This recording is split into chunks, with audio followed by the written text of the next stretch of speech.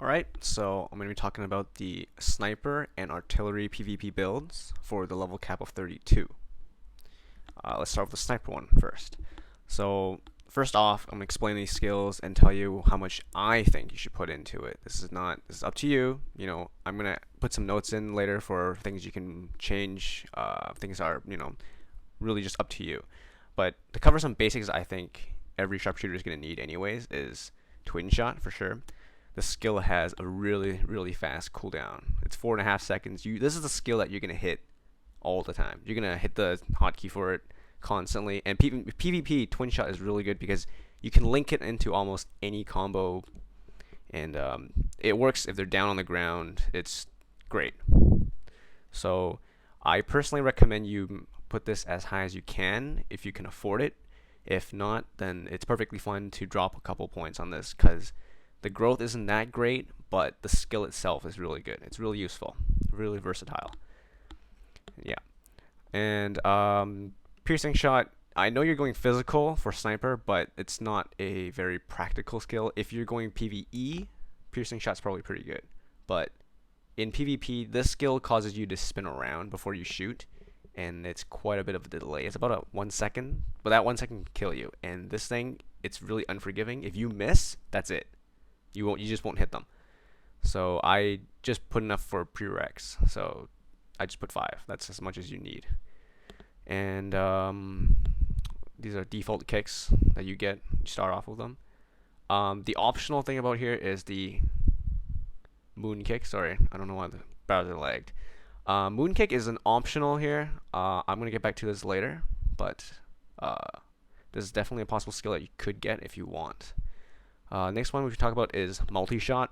This one is, well, I've heard debates about this before, and that's that you're a sharpshooter, you should be keeping your distance, so you shouldn't need to use skills like, kicks or whatever. And this one is, multi-shot has a really short range. But the thing is, you're the sharpshooter, but if you're playing against someone like a swordsman or a paladin, a mercenary, whatever, they're going to try and get up as close as they can to hit you. And multi-shot is great because it breaks almost any super armor. It stuns anyone as long as you hit them at the right time. And this one's okay because it's a cone shaped and it goes outwards. So it's got a big hitbox. The only problem is it's really short distance. That's all. So this is kind of the skill you would hit on reflex if you see someone coming at you really fast. So if a warrior's charging at you, just hit your multi-shot and you can stun them and you can just tumble away or something. I personally dump all my spear points into this because it's decent damage. It's not that bad. It's the only other useful skill, really. Magic arrow, you're a sniper. That's physical. You're probably not really going to want magic arrow anyways. But it's nice to have in PvP as, to put it into your skill bar because it's got a nice AoE and it's one of those skills that actually go further than your longbow range, assuming you're using a longbow or crossbow, whatever. So this is nice when they're heading to you, and it's nice to initiate with this skill. Let's just say, let's put it that way.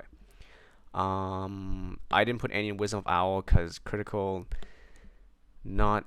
I don't think it's necessary for PvP, honestly, because your equipment should give you enough critical to do fairly well in PvE or PvP. So I don't think it's as worth it because it's 8 skill points. That's quite a bit. I personally don't like it. And then there are the tumbles or the evasions or whatever. So you're going to want to max tumble and power tumble because these are the skills you're going to use to get out of trouble and for dodging, obviously. Some people prefer not to max this because later on the increase or the decrease technically in cooldown is really little, but personally I think you take what you can get, and it's only 2 skill points. I think it's worth it because this is the only way you're gonna get out of trouble because we don't have any moves at all to skip away or teleport or anything with no block. This is it. And same with power tumble and aerial evasion. That's the way I see it. Because power tumble and aerial evasion are definitely important because this is what can get you out of combos. If you're being, stuck against a wall and you're being comboed by paladin or whatever, If you time it right and you watch what moves they're using, you can definitely get out and run away. So this can save your life. I personally put 2 in Mental Fortitude just so I can unlock Attuned Mind. This is for MP regen. And as a Sharpshooter, you burn through your MP really fast.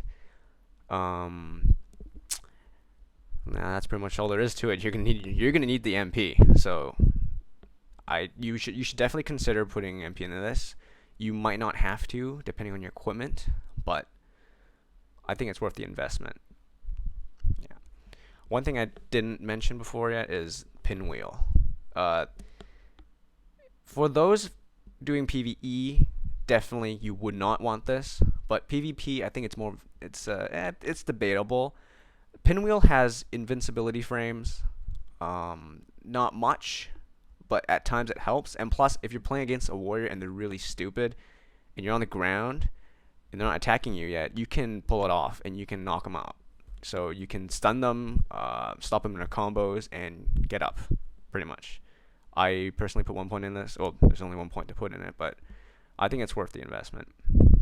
It saved me here and there. It's okay. But, in the end, it's up to you for pinwheel. I don't think it's that crucial. So that's the archer skill build. We'll move on to the sharpshooter. Charge shot, naturally this is going to be your strongest damage dealer skill. So you're going to want to get this to at least level 11, 1 away from maxing it. That way you can unlock the sniper skill, charge shot EX, which is definitely something you want for PvP. Because this by itself, the animation time, or the time it takes you to release your shot is only about 1.7 seconds. Whereas your charge shot, your regular one, takes about 3 seconds. It's really long. It's slow, which is why you get the skill plate, for the animation, 50% reduction. But yeah, you're definitely going to want your charge shot up to at least 11. 12 is up to you. I would personally do it. More damage, why not? So after charge shot, you're going to get a prereq for aerial chain shot. Just leave it at prereq. Honestly, this skill is not for damage. It's to extend your tumbling shot. Honestly, you can usually tumble, right click, so you can go into tumbling shot, and then you use aerial chain shot. For that to happen, to link all of that so that you stay in the air for 4 seconds. Aerial chain shot has to be on your current skill bar. You can't just left click twice to use it. That doesn't work. It's a really good tactic to delay or to avoid reaching the ground for reasons like maybe the paladin is on the ground trying to combo you, or you're trying to evade certain attacks that only work on ground. That's definitely a really good idea. So just leave it at prereq at 4 so you can unlock siege stance. And about siege stance, this skill is, well, I personally think it's really situational for PvP because you are going to be really vulnerable when you're using this. I don't think you can get off more than 1 or 2 shots, especially if you miss any of them.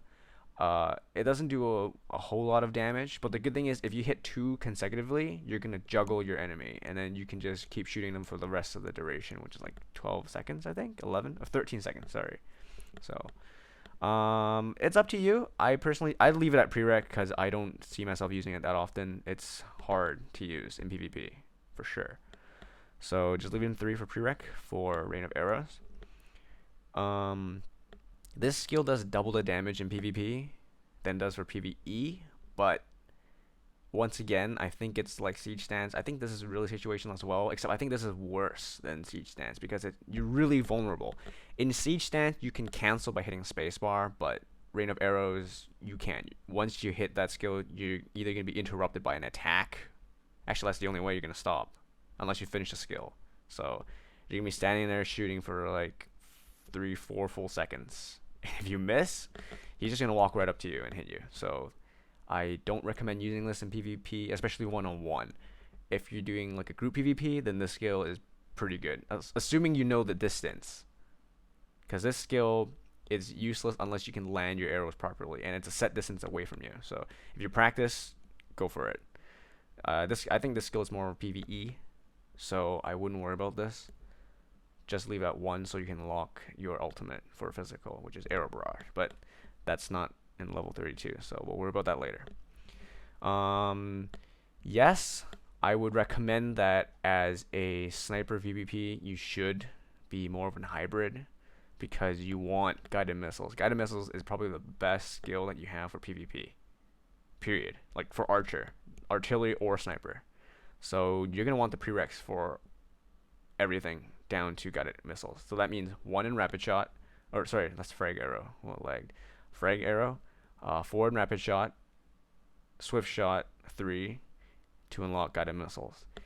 Guided missiles, I would rank this up to about 5 or 6, but I think it's up to you if you want to put it at 7. If you're really enthusiastic about PvP, I would definitely consider putting it to 7. Just maxing guided missiles, honestly. This is really good. The main damage dealers that you're going to have are your charge shot, EX, technically, I guess, and guided missiles. Guided missiles you can't miss. The only thing you can screw up with this skill is if you shoot into a wall, because the missiles fan out from you in all directions, and they go upwards before heading down towards your enemy. So if you're near walls or you're in a low ceiling, that's the only time you're going to screw up. But otherwise, this skill will interrupt and hit anyone. You can't. As far as I'm concerned, you can't dodge this unless you run behind an object. So like a pillar, you run behind a pillar, then yes, that would block this skill technically. But otherwise, this thing does a lot of damage. You shoot 12 shots, and each shot, I don't know, assuming you have like 450 agi, you got like 1.5k damage range, max damage.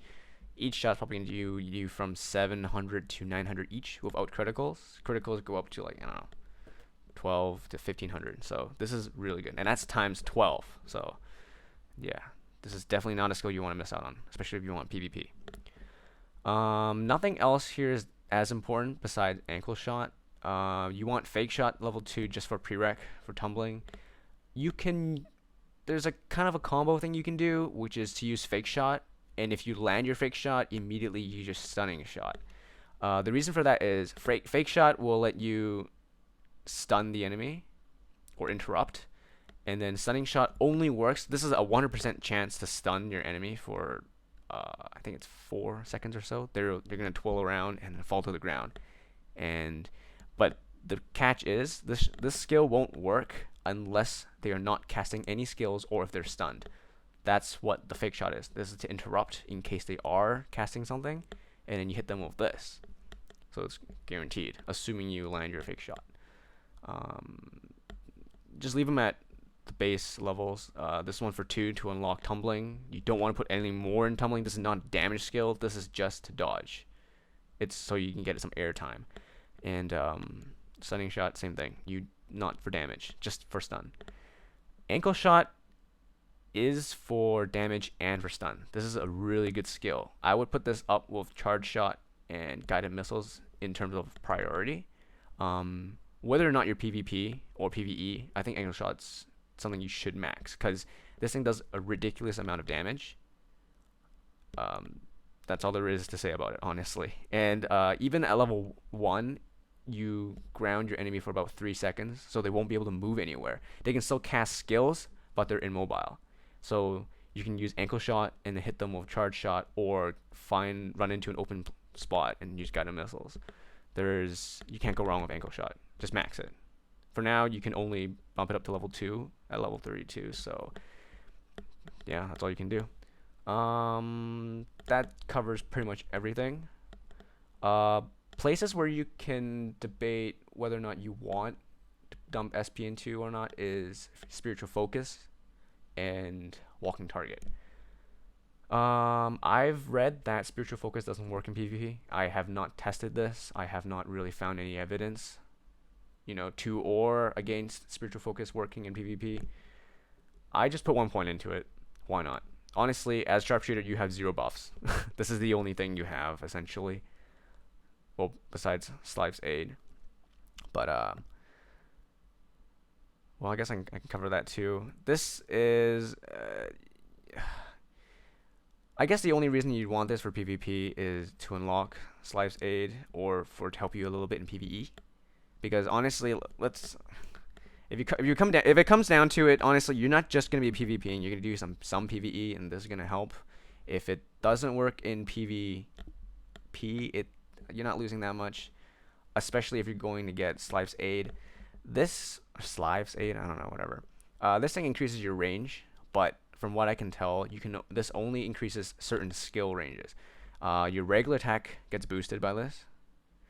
Your twin shot and your piercing shot, I believe. Anything else, the range remains the same. So I personally don't like the skill. That's why I left it at 0. It's like it's not something I would use. And plus, in PvE, in PvP, you're gonna try to keep your buffs to a minimum. Let's put it that way, because you're not gonna have that much time to cast any of your buffs. So it's debatable if you want to put one in Spiritual Focus or you want to get Slive's Aid or Walking Target even. Walking Target is, well, it doesn't last that long. The cooldown is fast, but the problem is you have to stop and cast, and that's the biggest issue in PvP. It's really fast paced, and if you have time to stop and stand still and cast a buff, well, it's not really a buff, but to cast a passive, it's dangerous for one thing, and two, you can be using Charge Shot. If you have that kind of time, you can be using Charge Shot or Guided Missiles or Ankle Shot. Just one of these are not going to be on cooldown for sure. So I wouldn't use Walking Target. And that's about it for now. This is for level 2 level cap. We've got nothing past this. We have no ultimate. We have no sniper skill tree yet. So that's about it. Getting back to what you can change from this, I'm not saying you have to follow any of this, but if you want to follow closely to this, but you want to make your own modifications, I can suggest a few things. One is Moonkick for sure. I personally haven't really used Moonkick myself. I had it before. I realized I completely forgot about this skill. That's why I didn't use it, but only because I forgot. I've seen videos of people comboing with Moonkick, because Moonkick is just when you're in the air, you right click and you kick downwards, and if it hits, it immediately knocks the opponent down. It will interrupt them. That's why the skill is good, and plus you knock them back down. So if they were trying to escape, hit them, and you can hit them with a second charge shot or multi-shot or whatever it is. So this is great. You can use it after aerial invasion too. Just saying. Another one is Willow Kick. This one's more debatable. People argue on both sides. Good thing is that it's a kick skill for one thing, and if you hit it, you juggle them. You stop whatever you're doing, assuming you land at least 3-4 hits, and the last kick, the last little bit of the move, it knocks them into the air and down on the ground. So again, that gives you more opportunity to use your twin shot, your charge shot, whatever heck else you have. So that's why Willow Kick is good. The bad thing about this that I'm gonna warn you about right now is if you miss, you're sitting duck, honestly, because you can't stop the animation, and the animation goes on for 2 full seconds, I believe, 2.5, and you don't really move anywhere. So if it's a warrior, mercenary, pally, he can just rush you right there and start comboing you. So that's the dangerous part. Assuming you don't miss, this is a decent skill to have, but I think it's optional. So that covers about it. Any other kick skill you probably wouldn't want. It's not really going to help you out. So yeah, have fun, guys.